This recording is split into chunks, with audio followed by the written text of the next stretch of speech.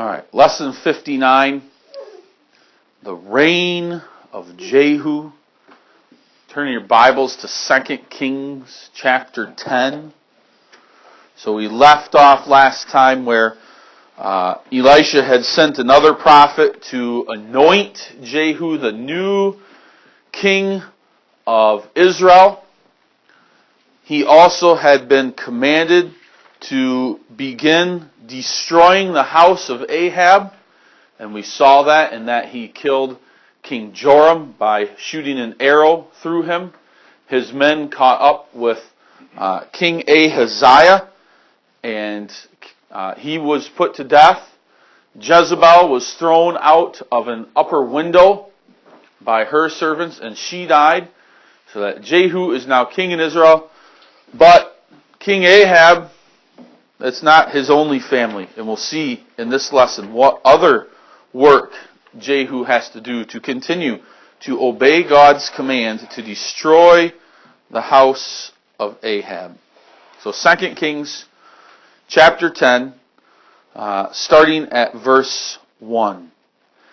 And Ahab had 70 sons in Samaria, and Jehu wrote letters and sent to Samaria unto the rulers of Jezreel, to the elders, and to them that brought up Ahab's children, saying, Now as soon as this letter cometh you, seeing your master's sons are with you, and there are with you chariots and horses, a fenced city also in armor, look even out the best and meetest of your master's sons, and set him on his father's throne, and fight for your master's house. But they were exceedingly afraid, and said, Behold, 2 kings stood not before him. How then shall we stand? And he that was over the house, and he that was over the city, the elders also, and the bringers up of the children, sent to Jehu, saying, We are thy servants, and will do all that thou shalt bid us. We will not make any king. Do thou that which is good in thine eyes. Then he wrote a letter the second time to them, saying, If ye be mine, and if ye will hearken unto my voice, take ye the heads of the men, your master's sons, and come to me to Jezreel by tomorrow, this time. Now the king's sons, being 70 persons, were with the great men of the city, which brought them up. And it came to pass, when the letter came to them, that they took the king's sons, and slew 70 persons, and put their heads in baskets, and sent them to Jezreel. And there came a messenger, and told him, saying, They have brought the heads of the king's sons. And he said, Lay ye them in 2 heaps at the entering in of the gate until the morning. And it came to pass in the morning that he went out and stood, and said to all the people, Ye be righteous. Behold, I conspired against my master, and slew him. But who slew all these? Know now that there shall fall unto the earth nothing of the word of the Lord, which the Lord spake concerning the house of Ahab. For the Lord hath done that which he spake by his servant Elijah.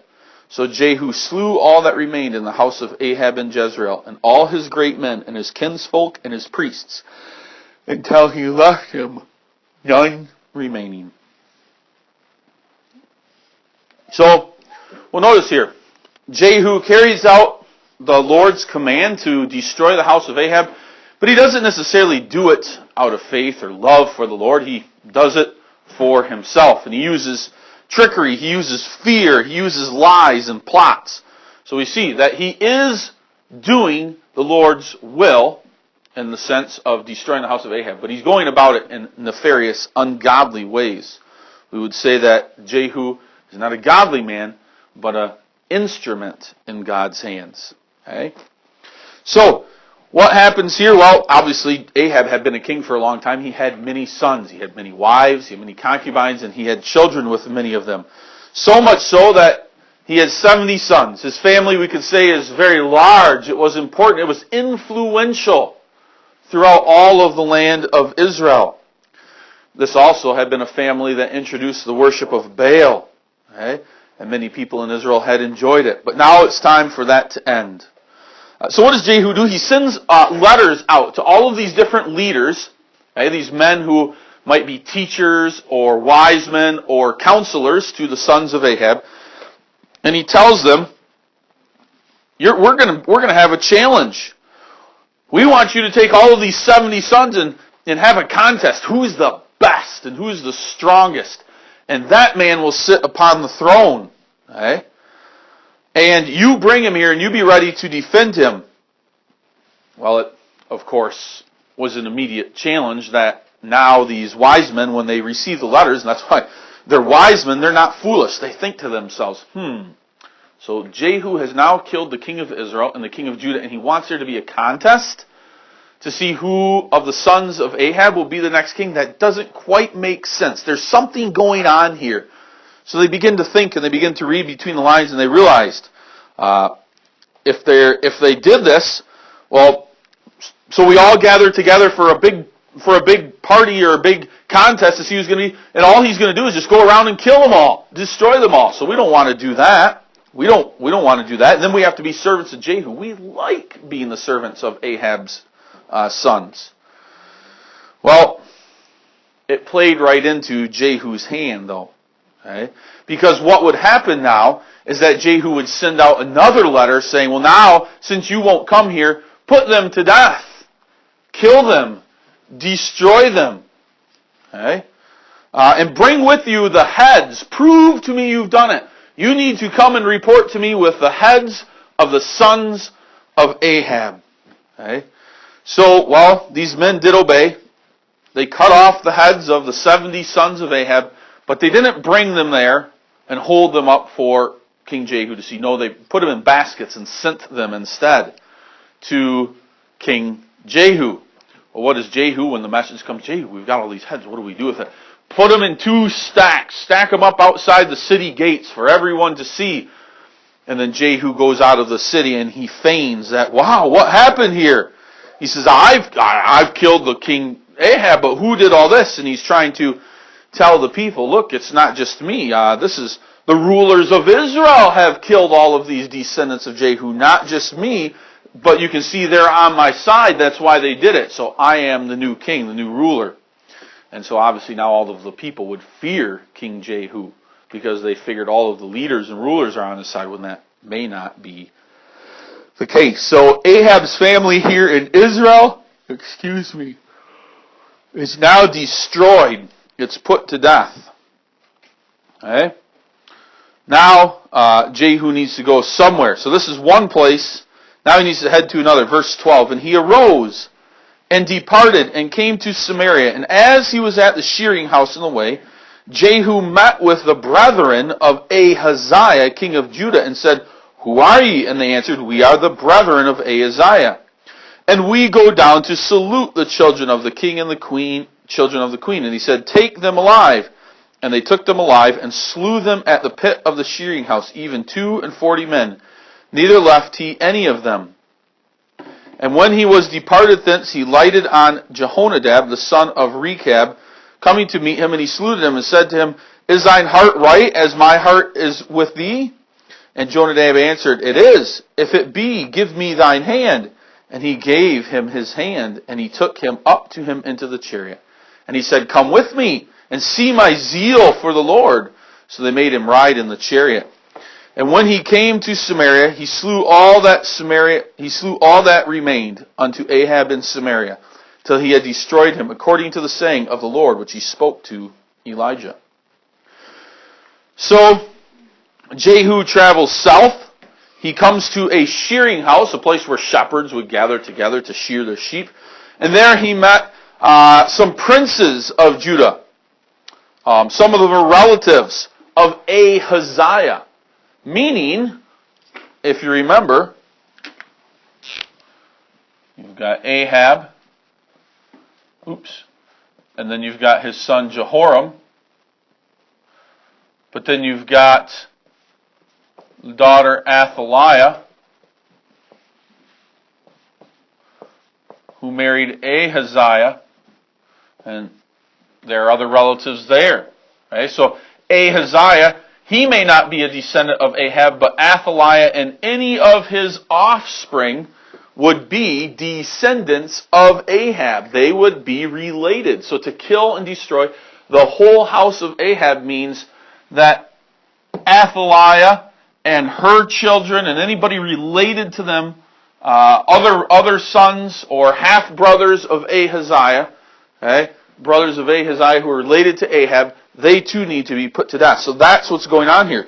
These people that he's meeting, therefore, are members of Ahab's family. Okay? So Jehu orders the killing. It says the killing of 42 of these men at the cistern. Okay? 42 of these men. He puts them to death because they too are relatives of Ahab. Then we have an interesting encounter. He meets this man, Jonadab. Jonadab is a faithful, godly man. They didn't live in Canaan. He didn't live in Canaan. He lived somewhere else, but he was a faithful follower of God in another nation. And here, he crosses paths with Jehu. Okay?